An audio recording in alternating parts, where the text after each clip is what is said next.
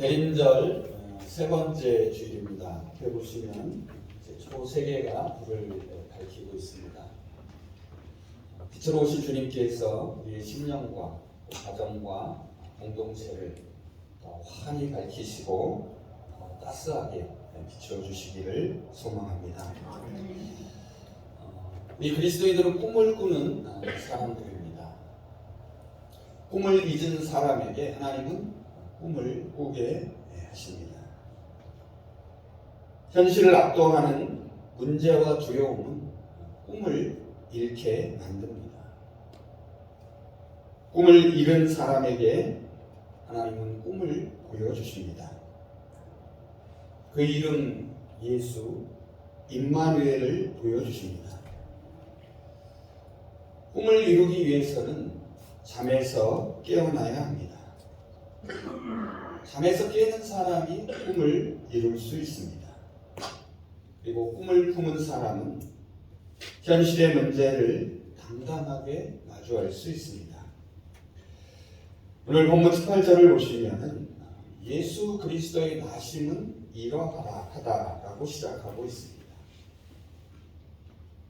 여기서 예수 그리스도의 나심은 마태복음 1장 1절에 나오는 예수 그리스도의 족보라는 말과 같은 말입니다. 우리말에는 이제 계보로 되어 있죠. 계보는 조상으로부터 내려오는 혈통과 집안의 역사를 적은 책을 가리킵니다. 즉 족보를 말합니다. 실제로 예전 번역에서 마태복음 1장 1절을 예수 그리스도의 족보다 이렇게 번역하고 있습니다. 그래서 1절에서 17절은 예수님의 족보 이야기입니다. 여러분 족보에 좀 관심이 있으신가요? 아마 현대인에게 족보는 별 흥미를 끌지 못합니다. 지루하고 따분할 수 있습니다. 예수님의 족보라고 해서 예외가 아닙니다. 다른 사람, 남의 족보를 읽는 것은 그리 유쾌한 일이 아닙니다. 족보에 등장하는 사람들을 알지도 못합니다. 그 이름을 따라 읽기도 쉽지가 않습니다. 신약성서는 이러한 족보 이야기에 대해서 대체로 부정적으로 말하고 있습니다. 바울은 디모데에게 신화와 끝없는 족보 이야기에 정신을 팔지 못하게 하라라고 경고합니다. 그러한 것들은 믿음 위에 세우신 하나님의 경륜을 이루기보다는 도리어 쓸데없는 변론을 일으킬 뿐이라고 말합니다. 또한 바울은 디도에게도 이렇게 말합니다. 어리석은 논쟁과 족보 이야기와 분쟁과 율법에 관한 싸움을 피하라. 이것은 유익하지 않고 헛될 뿐이다 라고 말합니다.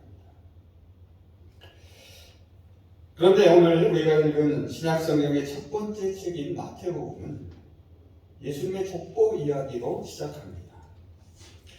마태는 단순히 예수님의 혈통적 기원을 밝히려고 족보를 기록한 것은 아닙니다. 여러분도 아시다시피 일반적으로 마태복음은 유대인을 대상으로 쓰여진 복음서로 알려져 있습니다. 그래서 족보 이야기를 통하여 특별히 유대인들에게 그리고 오늘 저와 여러분에게 전하고 싶은 어떤 메시지가 있습니다. 우리는 예수님의 족보 이야기를 통하여서 다음 두 가지 사실을 알 수 있습니다. 첫째는 이 족보는 예수 그리스도의 탄생에 이르기까지 이스라엘의 역사를 섭리하신 하나님의 주권을 보여줍니다. 여러분 마태복음 1장 2절부터 시작하는 족보는 아브라함에서부터 예수 그리스도에게까지 이어집니다.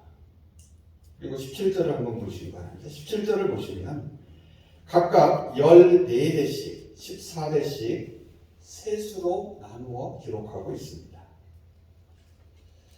물론 여기에 아브라함부터 그리스도까지 모든 조상들의 명단이 다 기록된 것은 아닙니다. 보다 중요한 인물들을 강조하기 위해 몇몇 이름들은 생략되어 있습니다. 이것은 이스라엘 역사를 셋으로 쉽게 구분하기 위한 목적으로 그렇게 한 것입니다. 14대씩 셋으로 구분된 이 족보는 이스라엘 역사를 각 시기별로 잘 보여줍니다. 먼저 2절에서 5절 상반절까지입니다. 이것이 이제 첫 번째 14대 14대인데요. 이 처음 14대는 이스라엘의 조상 아브라함으로부터 시작하여 이스라엘의 대표적 왕인 다윗까지입니다. 자, 이것은 이스라엘 역사의 태동과 왕국의 형성에 이르기까지 약속과 인내의 시기를 보여줍니다. 다음으로 5절 하반절에서 11절까지입니다. 두 번째 14대는 이스라엘의 왕정 시대를 요약하고 있습니다. 그리고 또한 바벨론 포로 시대는 이스라엘의 불순종으로 인한 하나님의 심판의 시기였음을 보여줍니다. 끝으로 12절에서 16절까지입니다. 마지막 세 번째 14대 14대는 바벨론 포로 이후 예수의 조상들이 열거되다가 그리스도에게서 끝납니다. 이스라엘이 바벨론 포로에 돌아와 끊임없이 이방 민족의 괴롭힘을 받은 시기입니다. 결국 이 시기는 메시아를 기대하던 시기였음을 보여줍니다. 이렇게 셋으로 나뉜 총 42대에 이르는 예수의 족보는 그 자체가 이스라엘의 역사입니다. 예수 그리스도의 족보는 이스라엘의 역사의 큰 흐름을 한눈에 보여줍니다. 한마디로 이스라엘의 역사는 예수 그리스도를 탄생시키기 위한 하나님의 구속사임을 알려줍니다. 자, 첫 번째 이 족보가 하나님의 주권을 보여준다면 두 번째는 이 족보는 예수 그리스도의 탄생을 기점으로 이스라엘 역사에서 새로운 시대가 시작됨을 보여줍니다.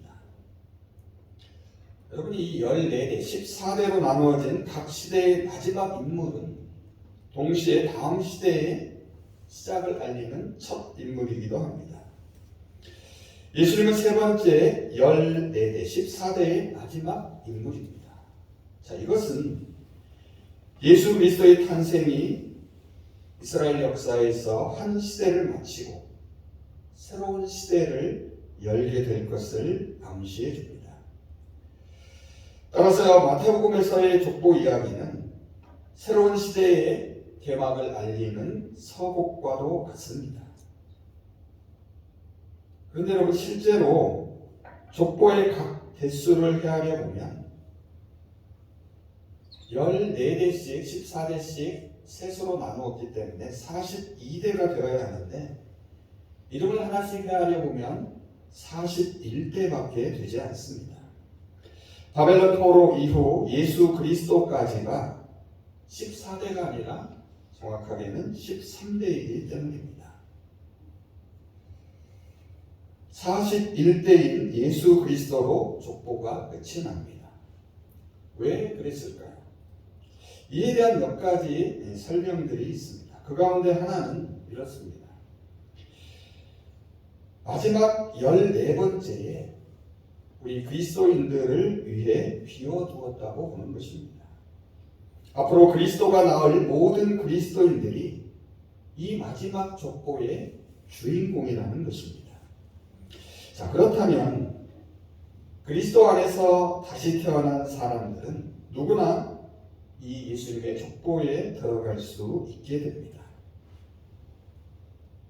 결국 예수님의 족보는 곧 저와 여러분의 족보이기도 합니다.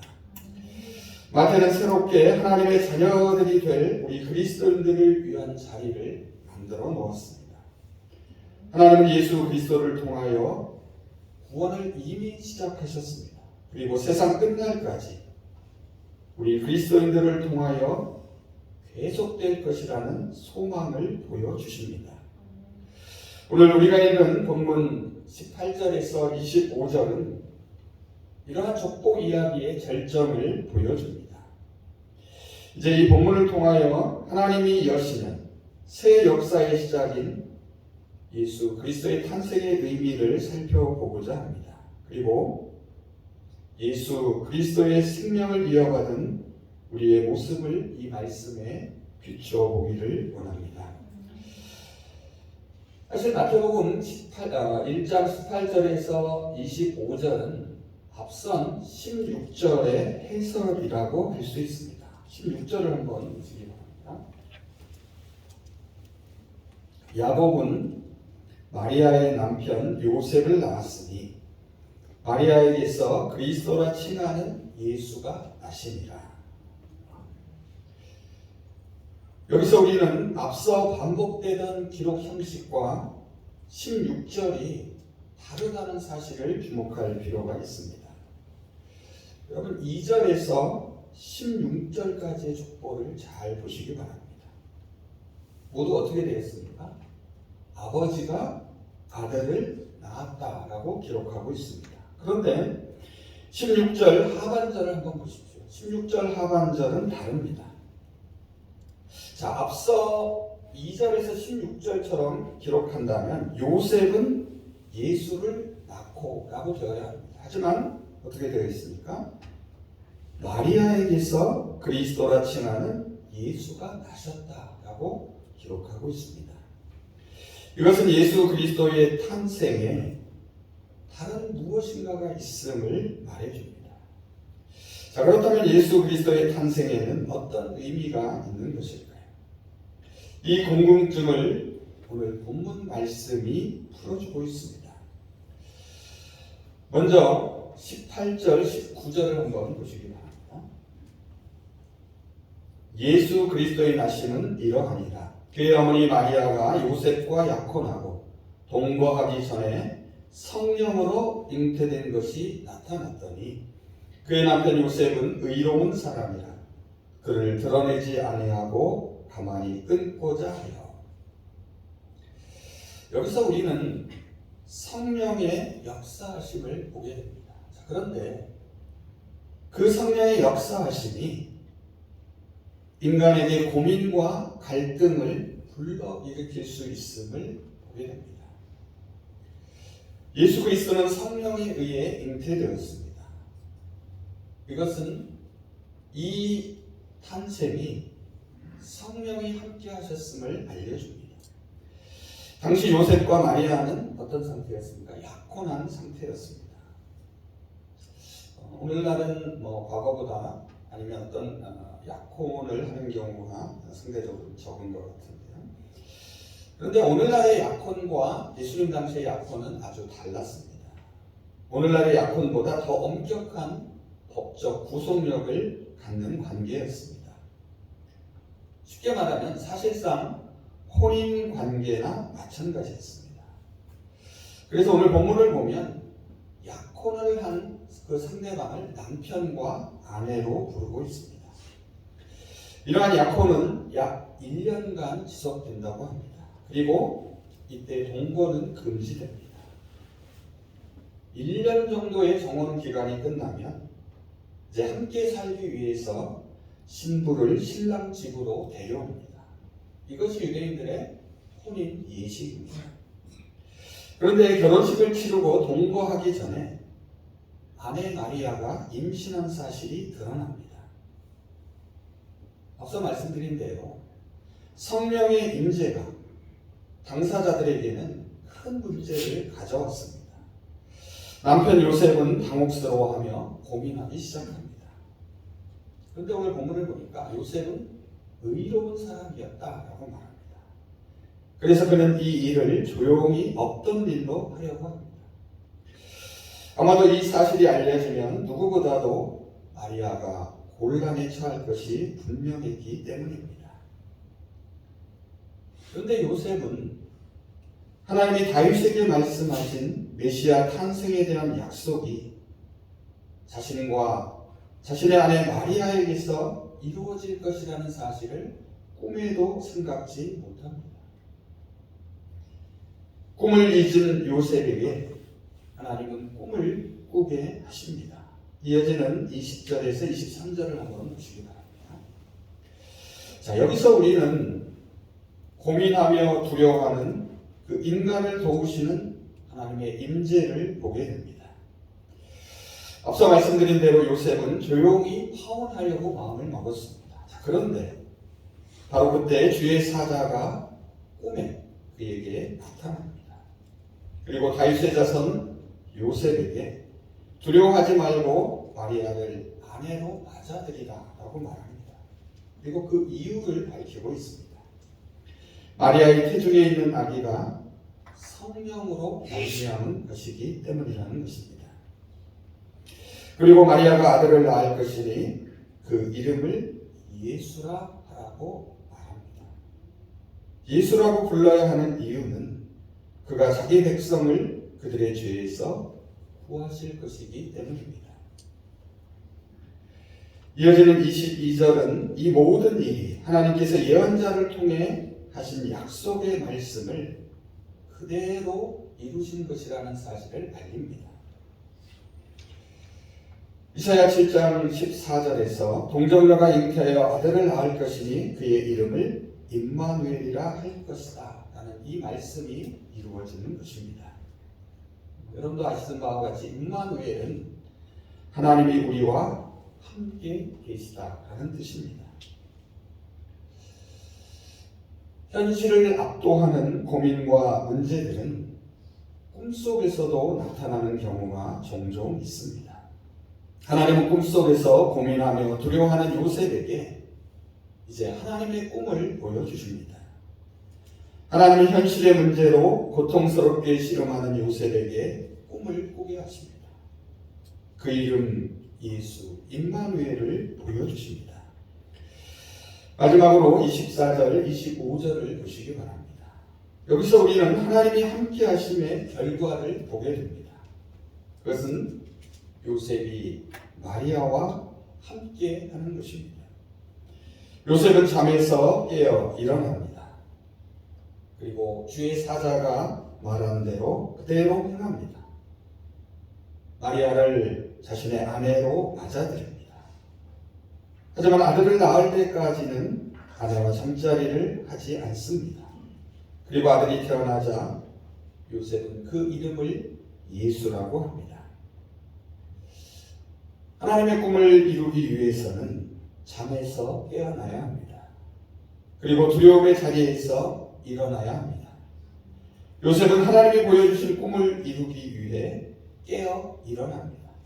그리고 자신을 괴롭히는 현실의 문제를 당당하게 마주합니다. 잠에서 깨는 사람이 꿈을 이룰 수 있습니다. 하나님이 요셉에게 함께 하셨던 것처럼 오늘 저와 여러분 가운데 함께 하십니다. 우리의 두려운 현실에서 꿈을 꾸게 하십니다. 그 이름 예수, 임마누엘의 꿈을 꾸고 일어나게 하십니다. 임마누엘의 하나님이 우리와 함께 계십니다. 전능하신 하나님이 인간이 되어 우리 가운데 오셨습니다. 하나님은 예수 그리스도의 십자가에서 우리와 함께 하셨습니다. 십자가는 우리의 모든 연약함을 그대로 담당하신 징표입니다. 비를 맞고 있는 우리에게 우산을 씌워주시기보다는 그냥 우리와 함께 그 비를 온몸으로 맞아주시는 것입니다. 가만히 곁에서 함께 친구가 되어 주셨습니다. 그저 말없이 함께 있어 주는 것입니다. 절망과 죽음의 자리에 있어도 하나님이 함께 계시니 구원의 시작입니다. 예수는 여호와가 구원하신다는 뜻입니다. 예수님은 십자가를 지심으로 우리를 죄와 죽음에서 구원하셨습니다. 십자가는 하나님의 사랑입니다. 하나님의 사랑이 죽음보다 강합니다. 하나님의 사랑을 믿는 자에게 구원을 주시는 하나님의 능력이 됩니다. 십자가에 달려있는 사랑에 우리의 구원이 달려 있습니다. 시편 기자는 도울 힘이 없는 인생을 의지하지 말라라고 말합니다. 이것은 타락한 우리 인간은 근본적으로 타인을 사랑할 수 있는 힘이 없음을 말합니다. 여러분, 함께 있다면 거기에 사랑이 있는 것입니다.